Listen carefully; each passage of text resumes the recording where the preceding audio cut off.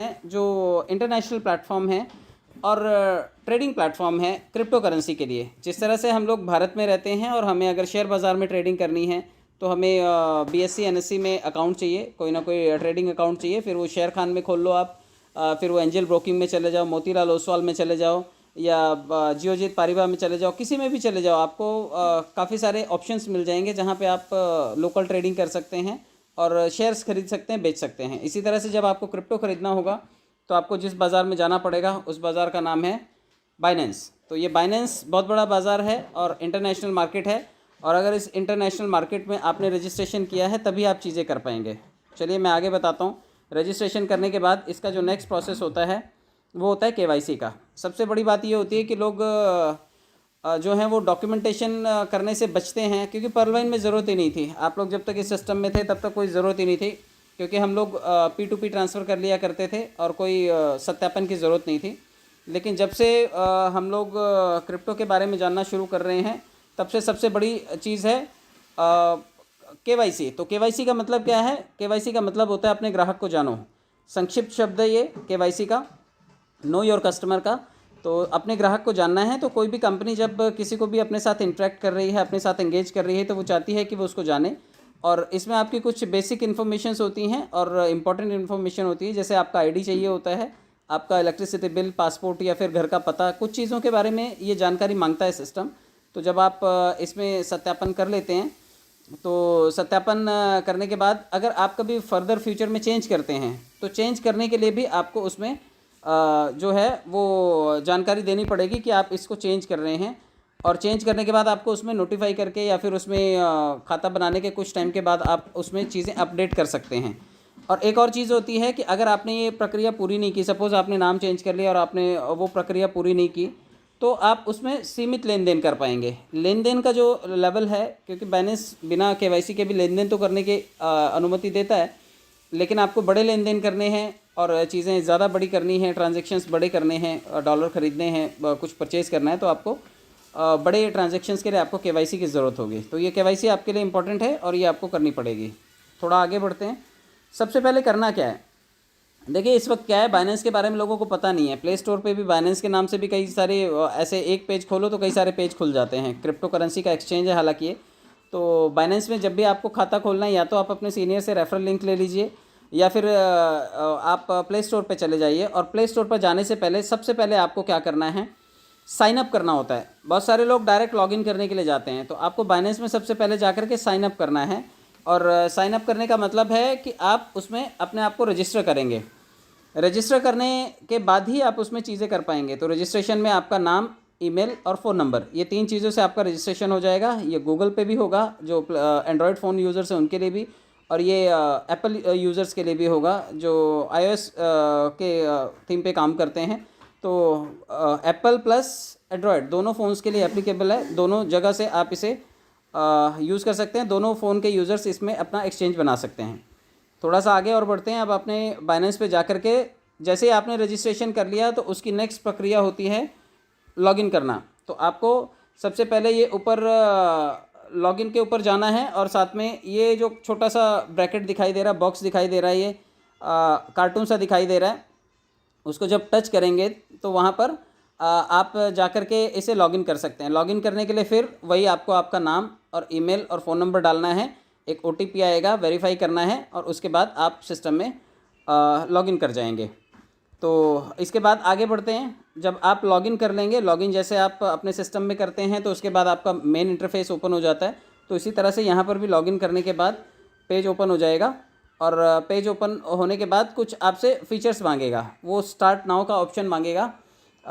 उसमें जब ऊपर छोटा सा कार्टून दिखाई दे रहा है, जो हेड सा दिखाई दे रहा है, जब आप उसको टच करेंगे तो क्योंकि आपने अभी तक डॉक्यूमेंटेशन का वेरिफिकेशन नहीं किया हुआ है, तो वहाँ से आप उसे क्लिक करके सबसे ऊपर वाले हेड को क्लिक करके आप वेरिफिकेशन के मोड में जा सकते हैं।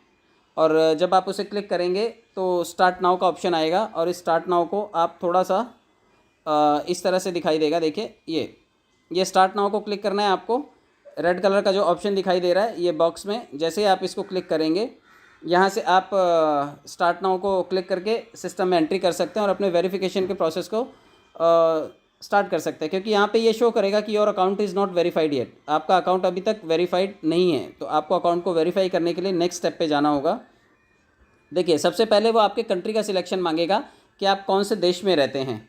तो कंट्री का सिलेक्शन जब मांगे तो आपको यहाँ पर सबसे पहले कंट्री को सिलेक्ट करना है, रेजिडेंशियल को आपको यहाँ पर भरना पड़ेगा। तो जैसे ही आप इसे कर्सर को क्लिक करेंगे या फिर इस एरो को छोटे वाले को क्लिक करेंगे तो आपको जितने भी कंट्रीज़ हैं, लगभग 195 कंट्रीज़ हैं, 200 के आसपास कंट्रीज़ हैं, तो ये सारे कंट्रीज़ वहाँ पे देगा।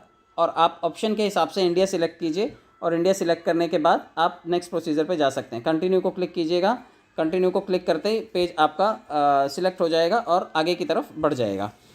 चलिए, इसके बाद रेजिडेंस सिलेक्ट करने के बाद यहाँ पे आप देखिए, यहाँ पे आपको वो कंट्री दिखाई देगा, +91 का साइन दिखाई देगा। +91 इंडिया को रिप्रेजेंट करता है, तो यहाँ पर +91 प्लस इंडिया लिखा होगा यहाँ पर, तो उसको क्लिक कर दीजिएगा।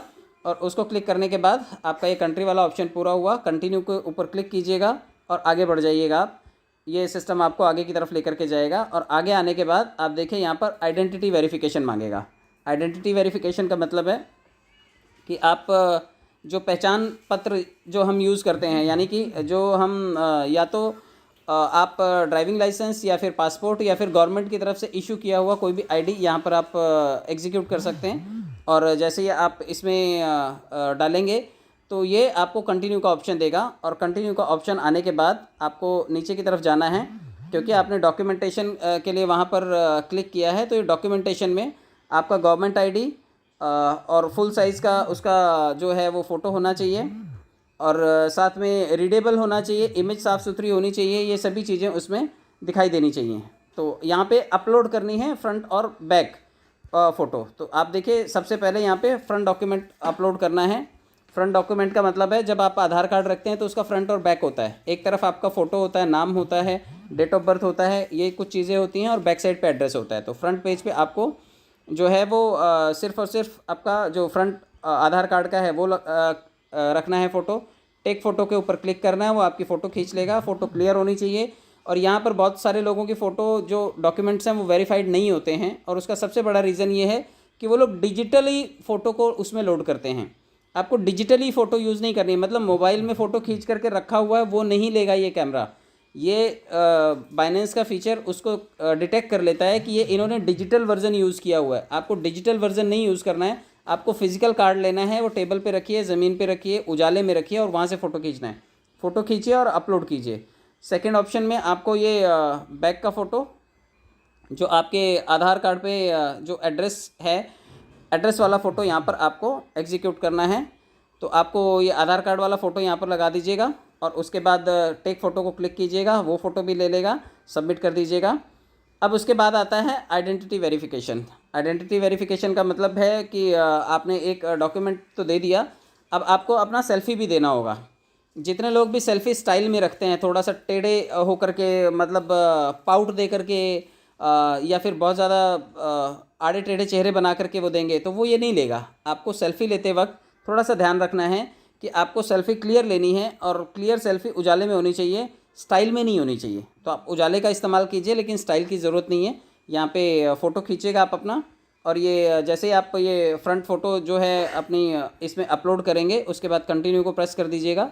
ये आपके फ्रंट फ़ोटो को भी ले लेगा, आपका फेशियल रिकॉग्निशन ये आपका सेल्फ़ी हो जाएगा, और उसके बाद कंटिन्यू को क्लिक कीजिएगा। अब उसके बाद आपको फेस वेरिफिकेशन पूरा करने के लिए कहेगा। फेस वेरिफिकेशन में आपको कुछ चीज़ें ध्यान रखनी है कि कई सारे लोग जो थोड़ा सा अभी जो 40 प्लस हैं, उन लोगों के साथ दिक्कत ये है कि कई लोगों की आंखों पे चश्मा लगा हुआ है।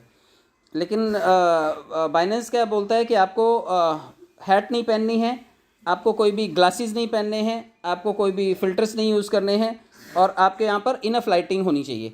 तो ये 4 चीज़ें होनी चाहिए। आपको चश्मा वश्मा हटा करके ही सेल्फ़ी लेनी पड़ेगी, और ये सेल्फ़ी नहीं होगी, ये फेशियल रिकॉग्निशन होगा। फेशियल रिकॉग्निशन का मतलब ये आपको कई सारे चेहरे बनाने के लिए बोलेगा। ये कहेगा दाएं करो गर्दन, बाएं करो गर्दन, नज़दीक लाओ गर्दन, पीछे लेकर के जाओ, आंखें झपकाओ, थोड़ा सा गाल फुगाओ।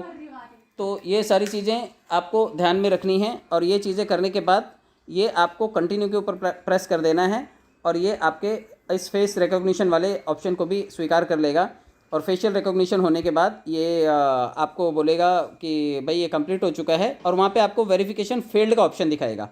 वेरिफिकेशन फेल्ड का दिखाने का मतलब ये है कि वो भाई 5 मिनट तक चेक करेगा कि आपने जो डॉक्यूमेंट लोड किए हैं वो वेरीफाइड हैं या नहीं है, ओरिजिनल हैं या नहीं है। वो चेक करने के बाद फिर ये वहाँ से चीज़ों को कैंसिल कर देगा और आपको वेरीफाइड का ऑप्शन दिखाई देने लगेगा। तो ये छोटा सा प्रोसेस था।